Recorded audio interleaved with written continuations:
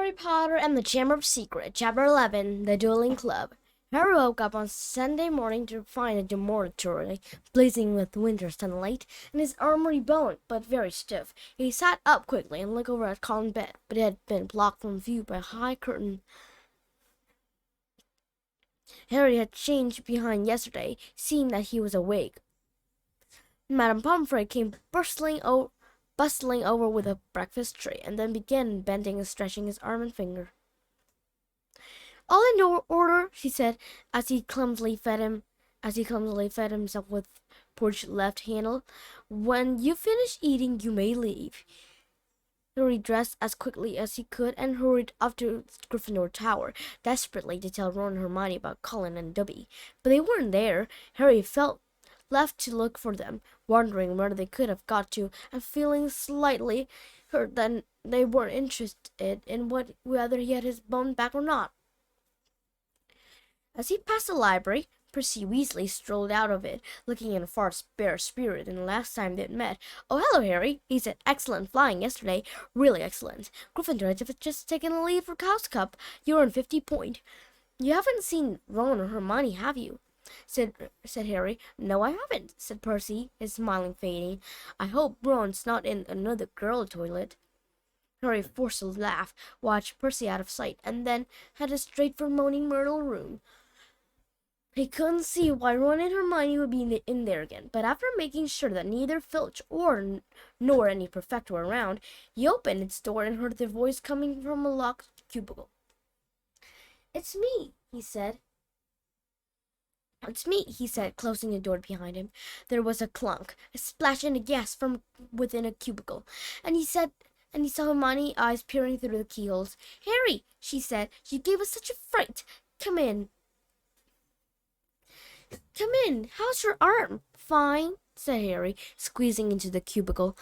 An old cauldron were perched under the toilet, and a crackling from under the rim told Harry they had lit the fire beneath it. Conjuring up portable, waterproof fire was a specialty of Hermione.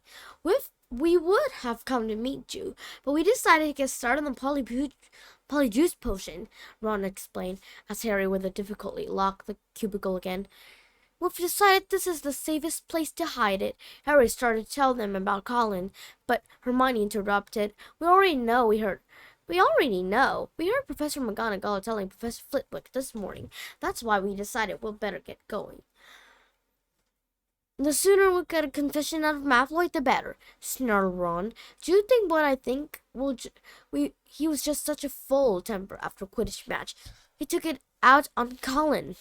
"There's something else." Harry watching Hermione tearing a bundle of nut grass and throwing them into the potion. "Dobby came to visit me in the middle of the night." Ron and Hermione looked up amazed. Harry told them everything that Dobby had told him, or hadn't told him. Ron and Hermione listened with their mouth open. "The Chamber of Secrets has been opened before," said Hermione. "This settled it," said Ron in a triumphant voice. "Lucius Malfoy must have opened the chamber when he was at school. Here and now he's told dear old Draco how to do it. It's obvious. Wish Dobby would have told you what kind of monster in there, though. I want to know how come nobody noticed it, sneaking around the school." "Maybe it can make itself invisible," said Hermione, prodding a leech to the bottom of the cauldron. "Or maybe it can disguise itself, pretend to be a suit of armor or something. I've read about Chamberlain Goals." "You're reading too much, Hermione," said Ron, pouring a dead lace wing on top of the leech. He crumbled up the empty lace wing bag and looked round at Harry. "So Dobby stopped us getting on the train and broke your arm." He shook his head. "You know what, Harry? If he doesn't stop trying to save your life, he's going to kill you."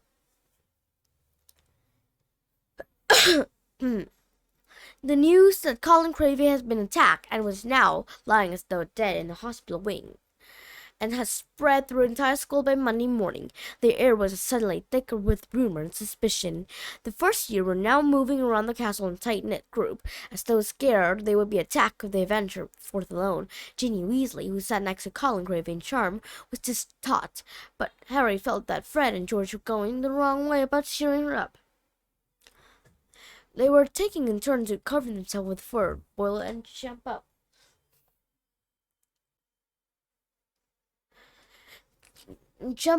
at her her from behind the statue. They only stopped when Percy, filled with rage, told them he was going to write to Mrs. Weasley and tell her Ginny was having a nightmare. Meanwhile, hidden from the teacher, roaring trade and tailmen, amulets from other protective device, so it was sweeping the school. Neville Longbottom bought a large, evil-smelling green onion, a pointed purple crystal, and rotting new tail before the other Gryffindor boys pointed out he was in no danger. He was a pureblood and therefore unlikely to be attacked. They went for Filch first, Neville said, his round face fearful, and everyone know I'm almost a squib. In the second week of December, Professor McGonagall came around as usual, collecting names of those who would be staying at school for Christmas. Harry, Ron, and Hermione signed her list. They had heard the Malfoy was staying, which struck them as very suspicious. The holiday would be a very perfect time to use the Polyjuice potion and try to warn a confession out of him. Unfortunately, the potion was only half finished. They still need the Acorn Horn and the Boomsling skin, and the only place they were going to get them was from Snape's private store. Harry privately felt that he'd rather face Slytherin legendary monster than have Snape catch him robbing his office. "What we need," said Hermione briskly, as Thursday afternoon potion lessons loomed near, "as a diversion. Then one of us can sneak into Snape's office and take what we need."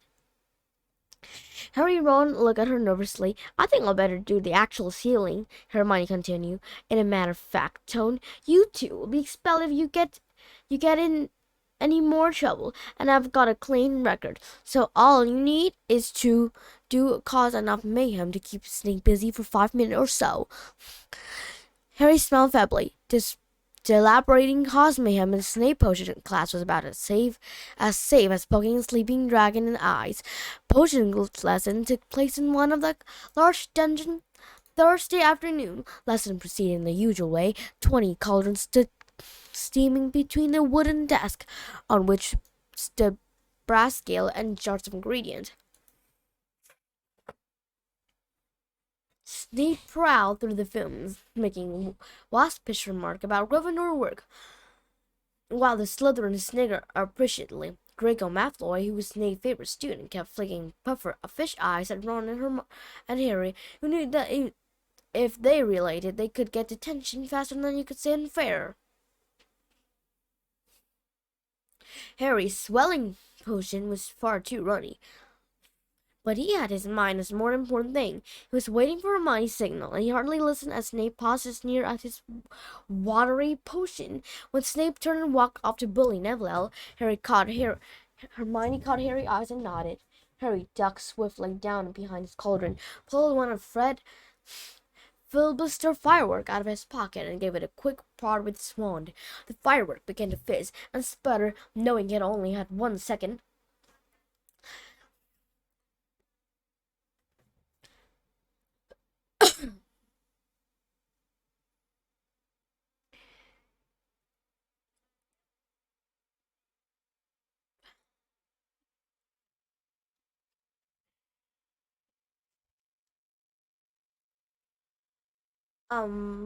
Dux was pull off right pocket and gave it a quick prod with his wand. The firework began to fizz and sputter. Knowing he had only 1 second, Harry straightened up, took aim, and lobbed into the air. It landed right on target in Goily Cauldron.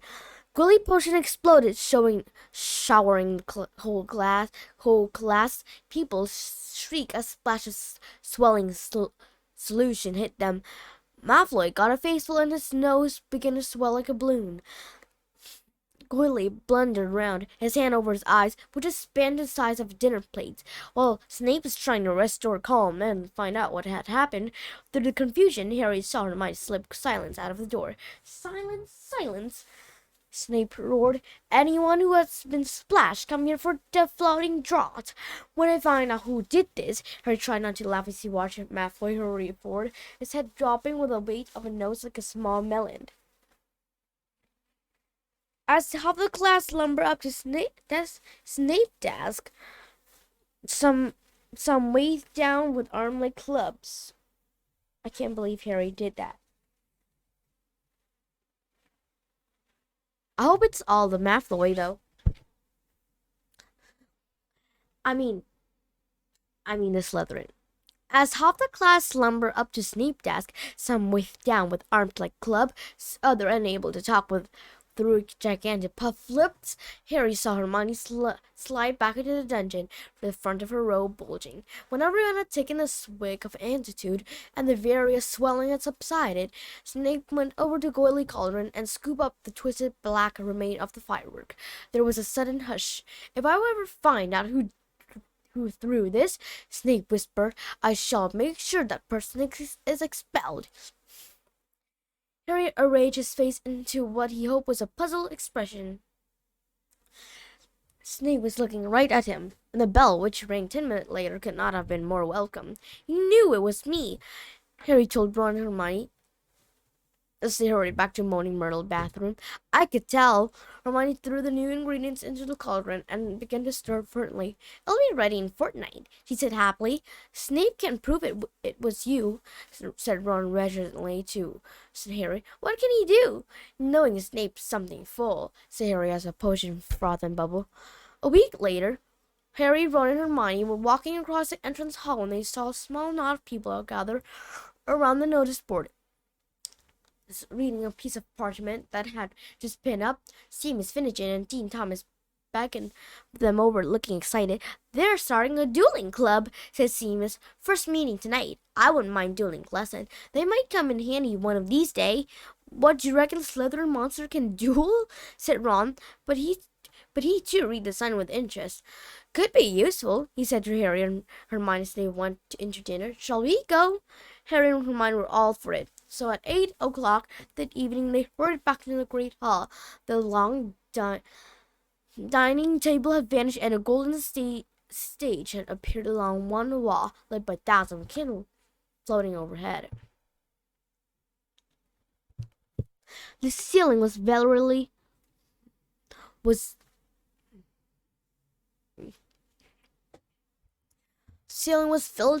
black once more, and most of the school seemed to be packed beneath it, all carrying their wand and looking excited.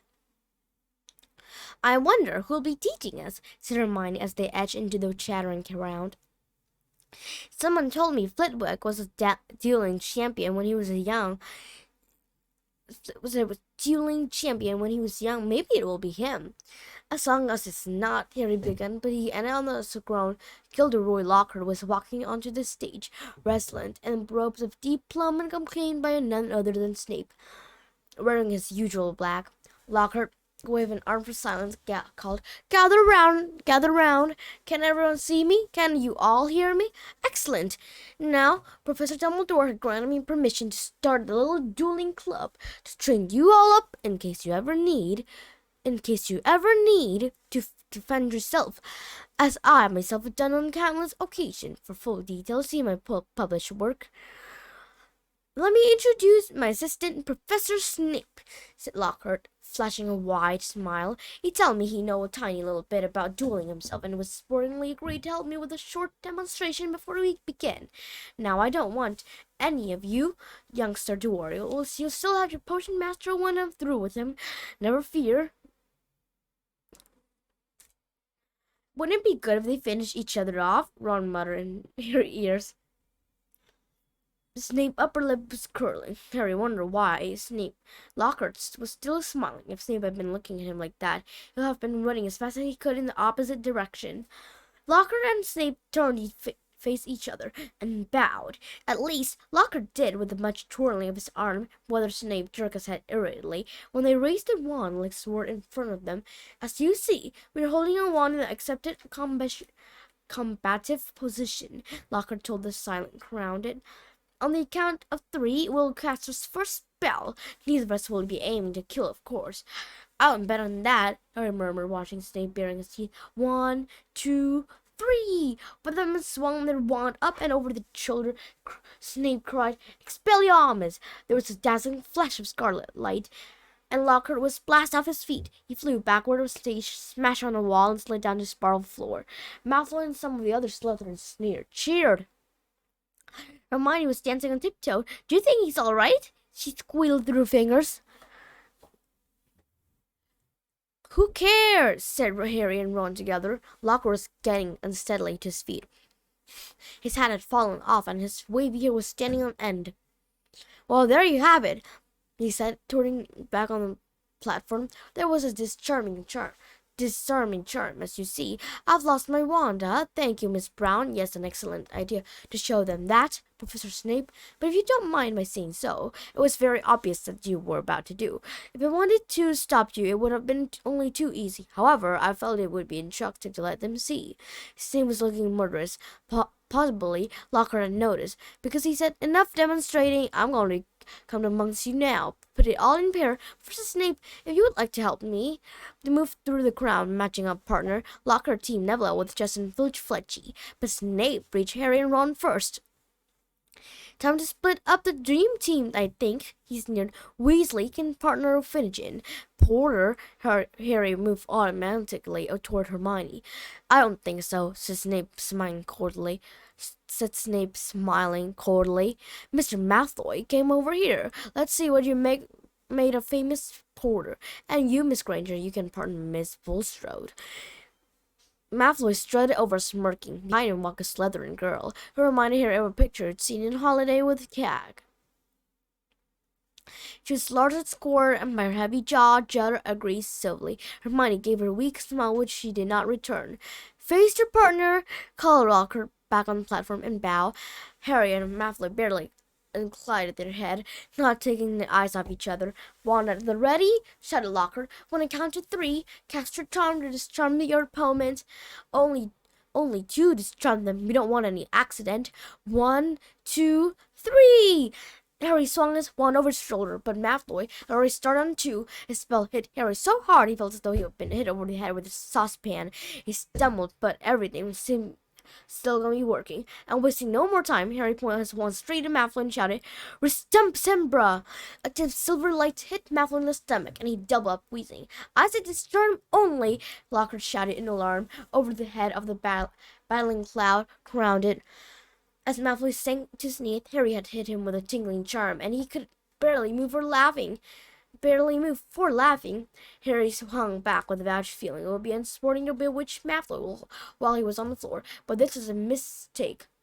Gasping for breath, Malfoy pointed to one of Harry's knees, choke, "Chimchagra!" And the next second, Harry's legs had been jerked around out of his control to get a kind of quick step. "Stop! Stop!" screamed Lockhart, but Snape took charge. "Find an incendia!" he shouted. Harry's feet stopped dancing. Malfoy stopped laughing. They were able to look up.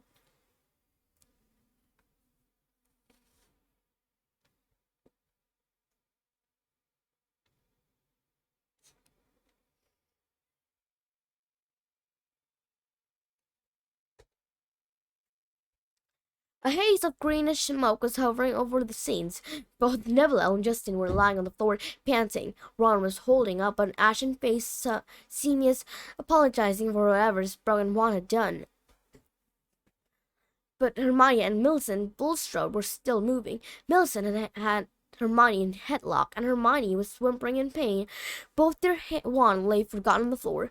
Harry leapt forward and pulled Millicent off. It was difficult. She was a lot bigger than he was.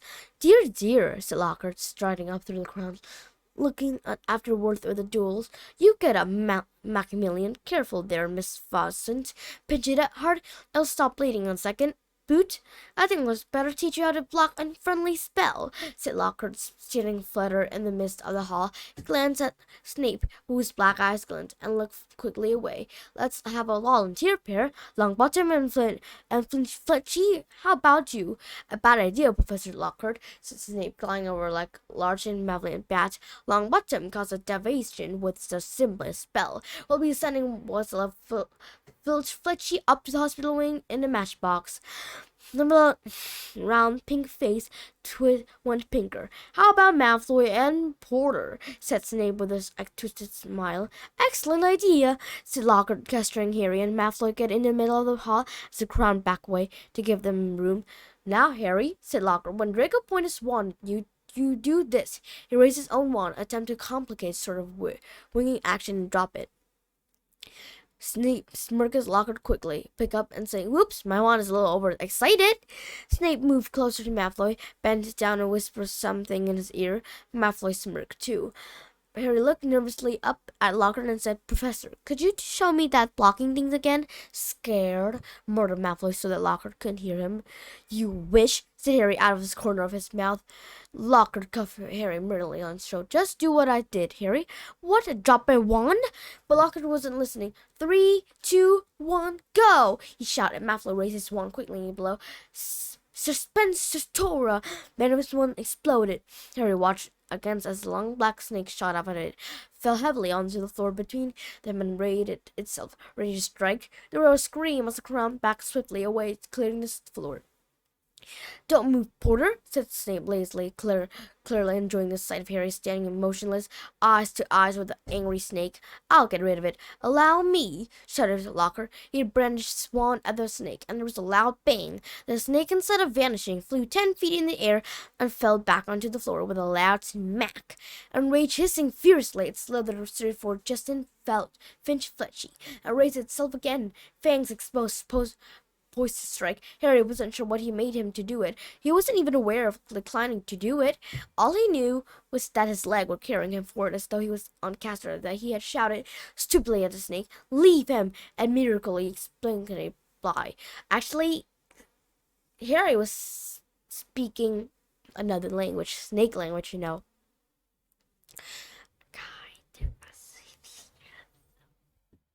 And miraculously, unexplainable, the snake slumped to the floor to climb a thick black garden hose, its eyes now on Harry. Harry felt the fear drain out of him. He knew the snake wouldn't attack anyone now, though he knew it. He couldn't just have explained. He looked at Justin, grinning, expecting to see Justin looking relieved or puzzled or even grateful, but certainly not angry and scared.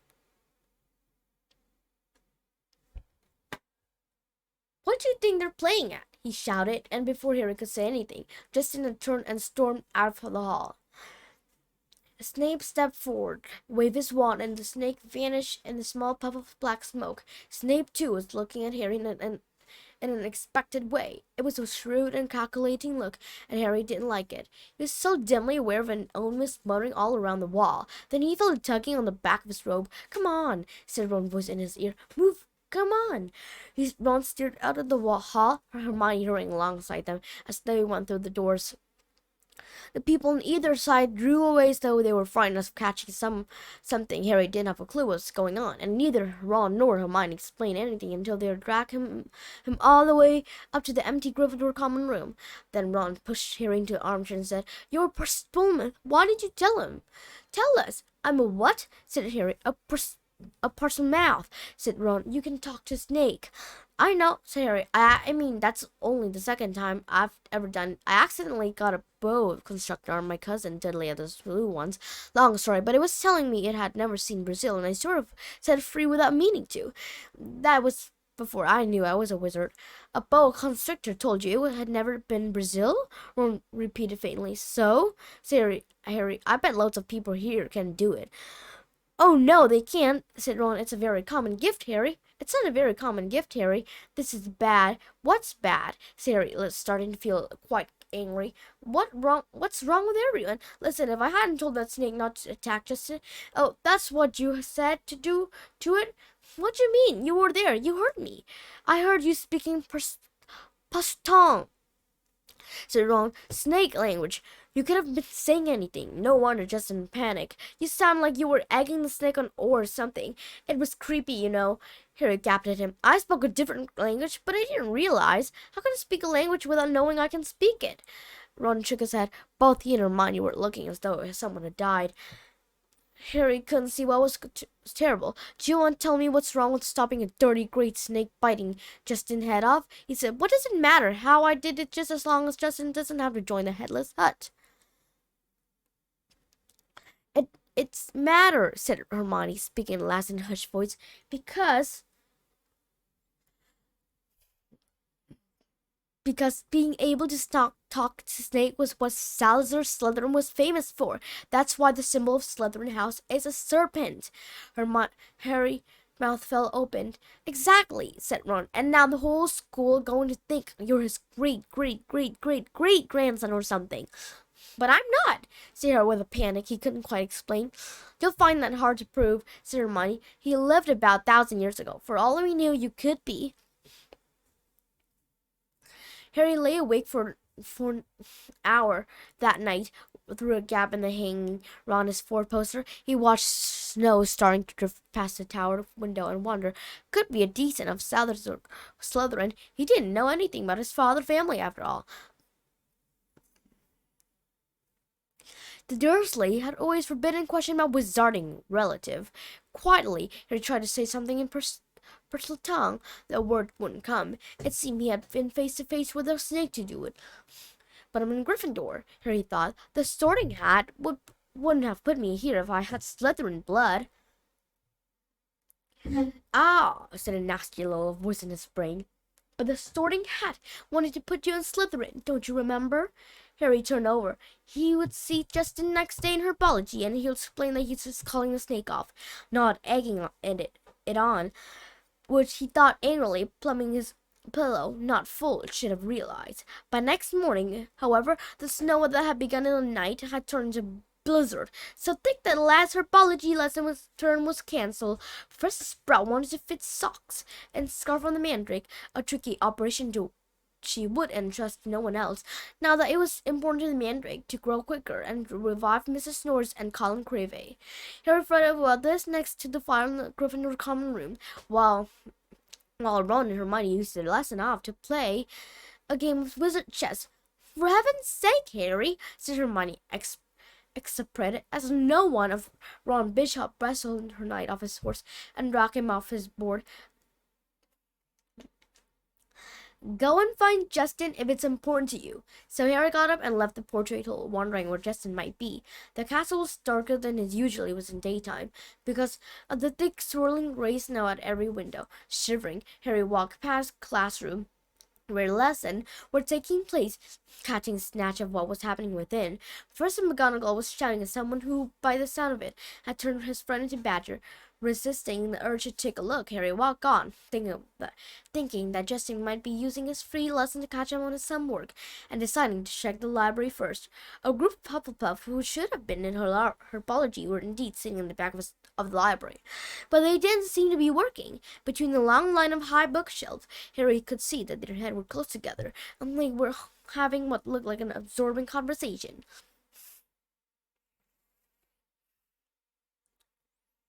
He couldn't see whether Justin was among them. He was walking toward them when something of what they were saying met his ears, and he paused to listen in the invisibility section. So anyway, a stout boy was saying, I told Justin to hide him in our dormitory. I mean to say, if Porter marked him down as his next victim, it's best if he keep a low profile. For a while, of course, Justin had been waiting for something like this to happen ever since he let slip to Porter he was a Muggle-born. Justin actually told him he'd been down for Eton. What's not the kind of thing your bandy while Slytherin hair blues, isn't it? You definitely think it is Porter, then, Ernie, said a girl with a blonde pigtail anxiously. Hannah, said a stout boy solemnly. He's a person mouth. Everyone know that the mark of a dark wizard. Have you ever heard of a decent one who could talk to snake? They call Slytherin himself Serpent Tongue. There was something heavy murmuring at this, and Ernie went on. Remember what was written on the wall? Enemies of the hair, beware. Porter had some of the run in with Filch. Next thing we know, Filch can't attack. The first year Creevey was annoying Porter of the Quidditch match, taking a picture of him while he was lying in the mud. Next thing you know, Creevey had been attacked. He always seemed so nice, though, said Hannah uncertainly. And well, he's the one who made you-know-who disappeared. He can't be all that bad, can he? Ernie lowered his voice mysteriously, and the Hufflepuff bent closer, and Harry edged near so that he could catch Ernie's word.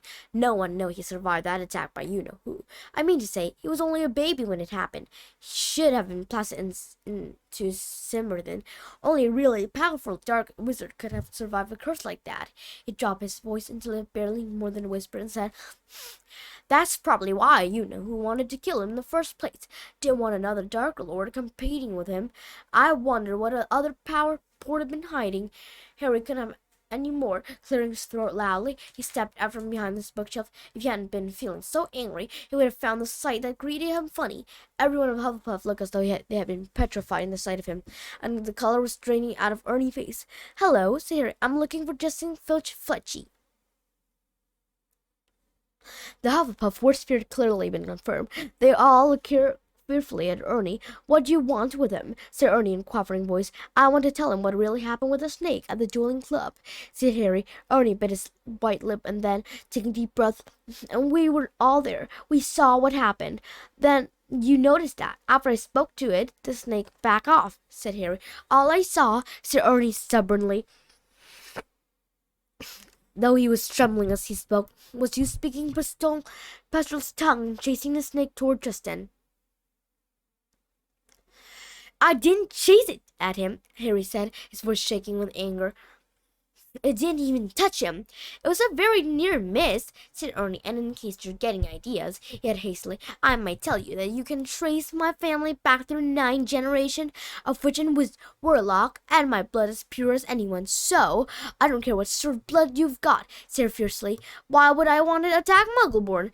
I've heard you hate those Muggle you live with," said Ernie aggressively. "It's not possible to live with Dursley and not hate them," said Harry. "I'll see you try it." He turned on heel and stormed out of the library, earning himself a reproving glare from Madame Pince, who was polishing the glide cover of a large spell book. Harry blundered up the corridor, barely noticing where he was going. He was such a fury, the result that he was walking into something very large and solid, which knocked him backward onto the floor. "Oh, hello, Hagrid," Harry said, looking up. Her face was entirely hidden by woolly snow, covered balaclava, but it doesn't possibly be anyone else, as he filled most of the corridor in a moleskin overcoat. A dead rooster was hanging from one of his massive gloved hand. "All right, Harry," he said, pulling a balaclava so he could speak. "Why aren't you in class?" "Cancel," Sarah getting up. "What are you doing in here?"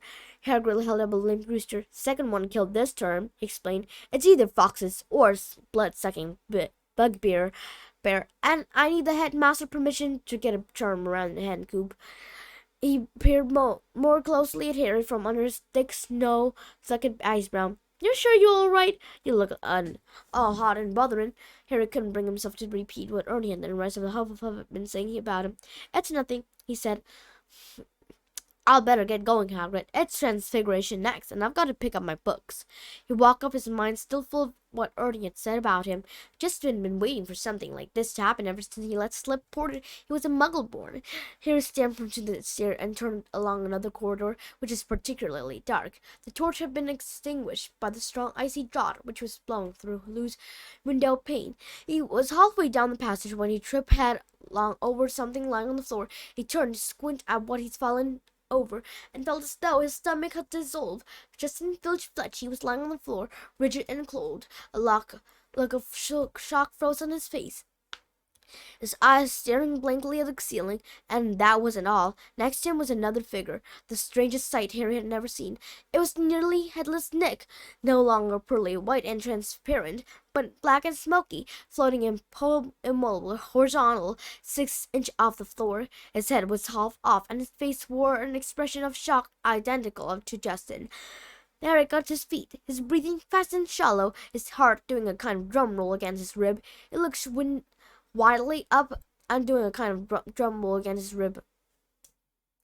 He looked wildly up and down the deserted corridor and saw a line of spiders cuddling as fast as they could away from the bodies.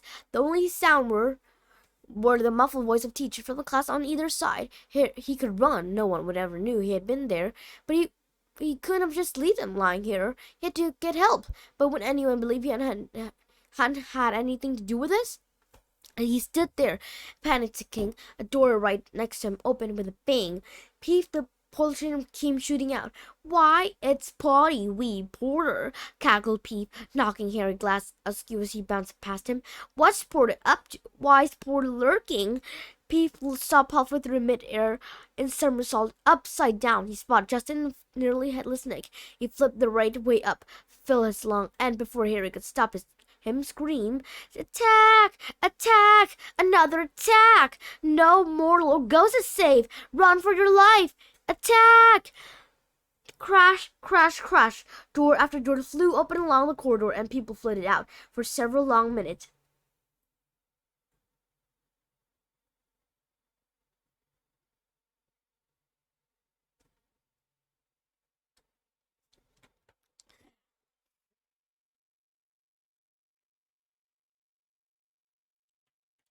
For several long minutes, there was a scene of such confusion that Justin was in danger of being squashed, and people kept standing in nearly headless Nick. Harry found himself pinned against the wall as the teacher shouted for quiet. Professor McGonagall came running, followed by her own class, one of whom still had black and white strip hair. She used her wand to set up a loud bang, which restored silence, and ordered everyone back into their classes. No sooner had the scenes cleared somewhat than Ernie the Hufflepuff arrived, panting in the scenes. "Caught in the act!" Ernie yelled, his face stack white, pointing his finger dramatically at Harry. "That will do, Macmillan," said Professor McGonagall sharply. Pete was bombing overhead, now grinning wickedly, surveying the scenes. Pete was always loved chows. As the teacher bent over Justin and nearly headless Nick, examining them, Pete broke into song. "Oh, Porter, you rotter! Oh, what have you done? You're killing us, student. You think it's good fun?" "That's enough, Peef," barked Professor McGonagall, and Peef zoomed away backward with his tongue out of Harry. Justin was carried out of the hospital wing by Professor Flitwick and Professor Sinister of the astronomy department, but nobody seemed to know what to do. For nearly headless Nick in the end, Professor McGonagall conjured a large fan out of thin air, which she gave to Ernie, with instruction to waft nearly headless Nick up the stair. Thus Ernie fanning Nick along the silent black hovercraft. This left Harry and Professor McGonagall alone together. "This way, Porter," she said. "Professor," said Harry at once. "I swear I didn't." "This is out of my hand, Porter," said Professor McGonagall curtly. This marched in silence around the corner, and she stopped before a large and extremely ugly stone gargoyle. "Sharpened lemon," she said. This was evidently a password, because the gargoyle sprang suddenly to life and hopped Hope aside as the wall behind him split into two, even full of dread for what coming. Harry couldn't fail to be amazed. Behind the wall was a spiral staircase which was moving smoothly upward, like an escalator. As he and Professor McGonagall stepped onto it, Harry heard the wall thud close behind him. They rose upward in a circle, higher and higher, until at last, slightly dizzy, Harry could see a gleaming oak door ahead, with a brass knocker in the shape of a griffin. He knew where he was being taken. This must be where Dumbledore lived.